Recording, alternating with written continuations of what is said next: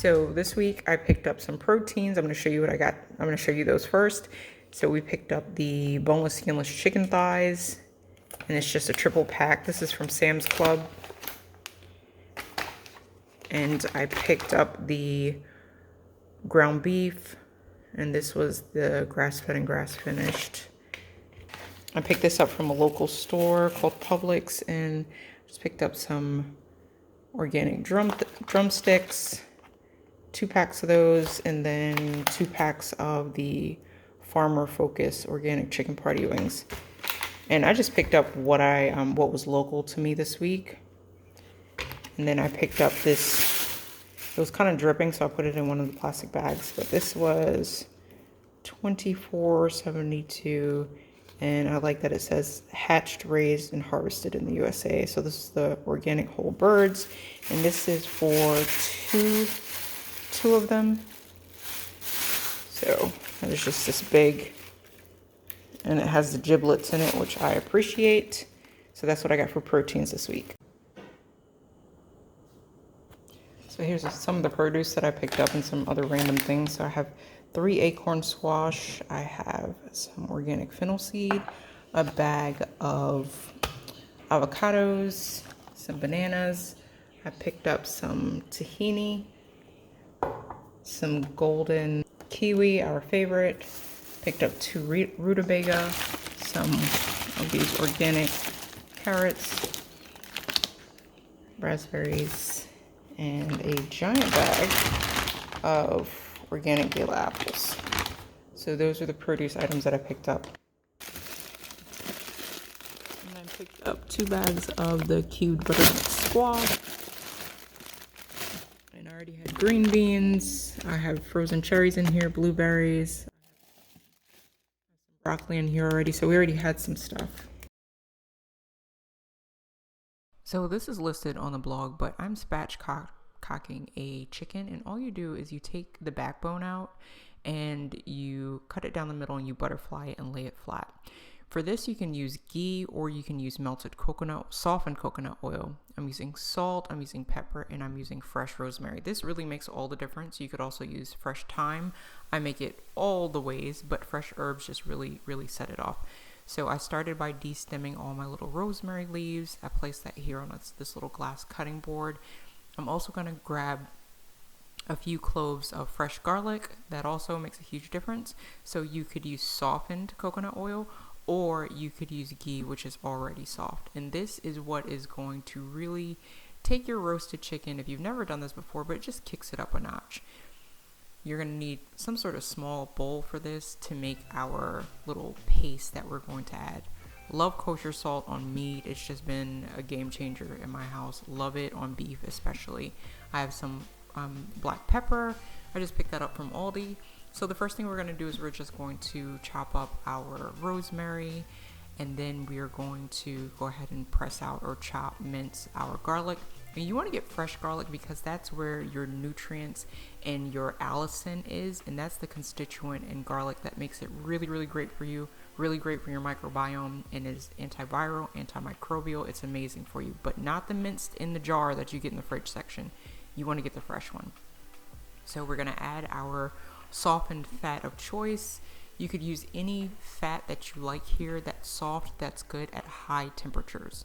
So we don't really want to use olive oil because we're going to be roasting at 425 degrees in our oven. So we're going to grab that. We're going to add our salt. So you're just adding in all of your seasonings to this, and you're basically just making a paste. So if you've ever made like a compound butter or something like that, that's essentially what you're doing. You're just flavoring this, mix it all up, and then I like to use gloves whenever I'm touching raw meat. I keep a huge box of these things. And the first thing you're going to do is you're going to get underneath the skin of the breast on each side. You're going to take a third of this mixture, and then you are going to place your finger underneath and in between.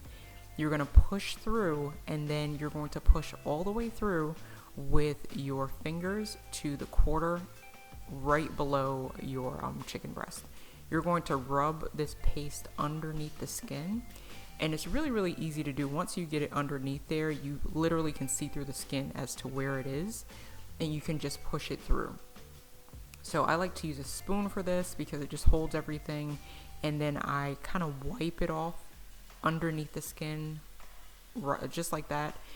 And once you do that, you're going to use the remainder for the top of the chicken because we want everything to get a nice coating. But this just, if you're someone who likes to pick up a rotisserie chicken, the reason why we like to do that is because it's cooked in fat and it has all of the seasonings already injected into it.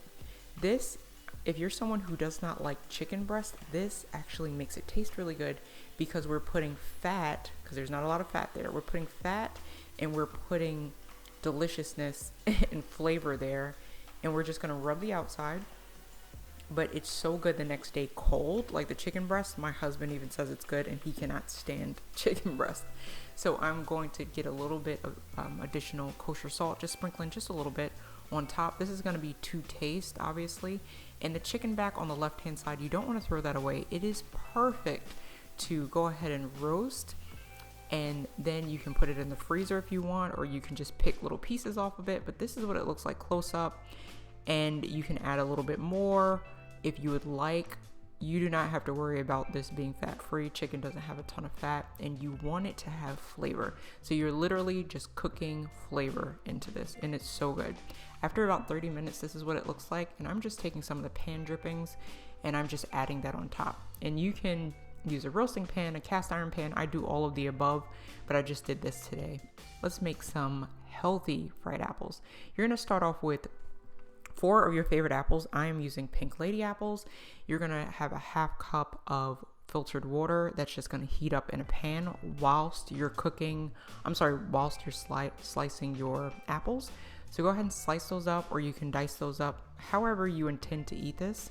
We like it just like this, kind of like you would with apple pie. I'm just going to take that. I'm going to add all of that to our pan.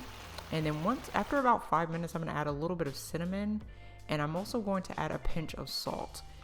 Don't be afraid to put salt on your food, especially if it's natural and it's sea salt or it's kosher salt. It's the table salt that's the problem. So we want to add that to add minerals, but it's also going to bring out the flavor. Let's put the lid back on that. While that is continuing to cook, I turn that down to about medium. I'm going to take off the top portion of the date, and then you're just going to press the date and pull out the pit.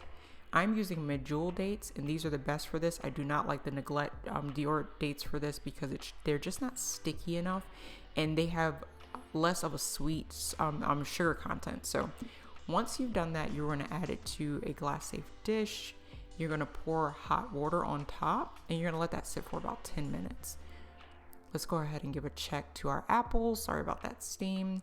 And I'm just going to toss this around. I'm going to check the doneness with a fork, and they're almost there. Next up, we're going to add in ghee or coconut oil or butter to this process. This is what's going to just bring out just such a delicious flavor. And this is what gives it a fried taste with that fattiness, but you're using it at the end as opposed to cooking it in fat the entire time. This just makes it a lot lighter, and this is something sometimes I even have for breakfast with sausage on the side because it's that light.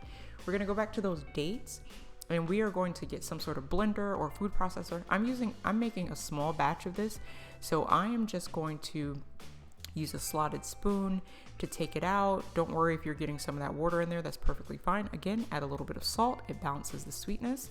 And then we're going to use that same water, so don't throw it out, and we're going to put that warm water right on top in our blender cup. So there are about 8 dates here, and I ended up using, I believe, 6 tablespoons of that water.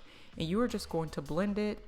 You can add a little bit more if you need to. So I went ahead and added a little bit more water, and we're just going to blend this up until it's ready. This is your caramel date dip, or your date caramel dip, I should say. Does it taste exactly like caramel? No. Does it taste very similar? Yes, it does. And it is fantastic. We absolutely love it.